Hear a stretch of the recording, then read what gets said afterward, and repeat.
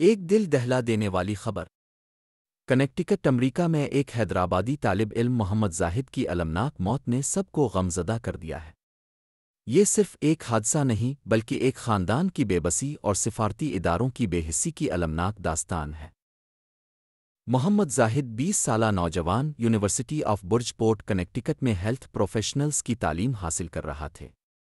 7 ستمبر 2025 کو گروسری خریدنے جاتے ہوئے اسے ایک تیز رفتار گاڑی نے ٹکر مار دی۔ وہ سینٹ ونسنٹ میڈیکل سینٹر میں زندگی اور موت کی کشمکش میں رہا۔ آج محمد زاہد نے اپنی آخری سانس لی۔ ایک ہونہار طالب علم کا خواب چکناچور ہو گیا۔ زاہد کی موت نے والدین اور رشتہ داروں کو شدید صدمے سے دوچار کر دیا ہے۔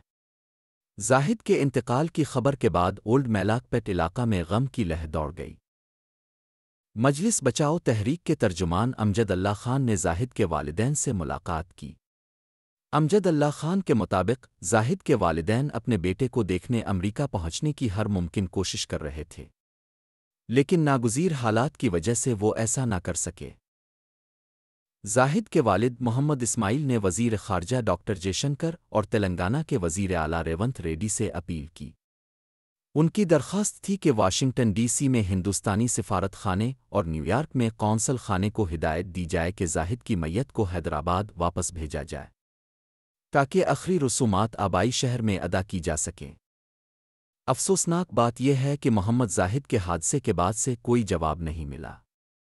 واشنگٹن ڈی سی میں ہندوستانی سفارت خانے، نیو یارک میں قونصل خانے، نئی دہلی میں امریکی سفارت خانے اور حیدرآباد میں امریکی قونصل خانے کی طرف سے مکمل خاموشی ہے۔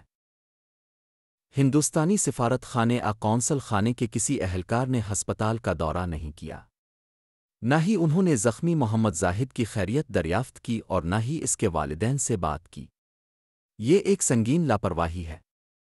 زاہد کے والدین نے امریکہ جانے کے لیے ہنگامی ویزا کی درخواست دی تھی، لیکن نئی دہلی میں امریکی سفارت خانے اور حیدرآباد میں امریکی قونصل خانے کی طرف سے بھی کوئی جواب نہیں آیا۔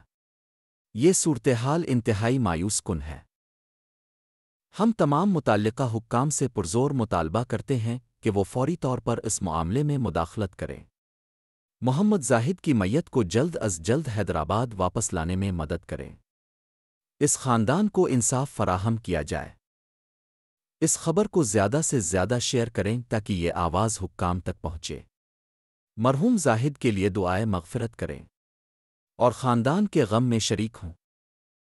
دکن فائلز چینل کو سبسکرائب کریں اور تازہ ترین خبروں کے لیے Urdu news portal Deccan files کا مشاہدہ کریں۔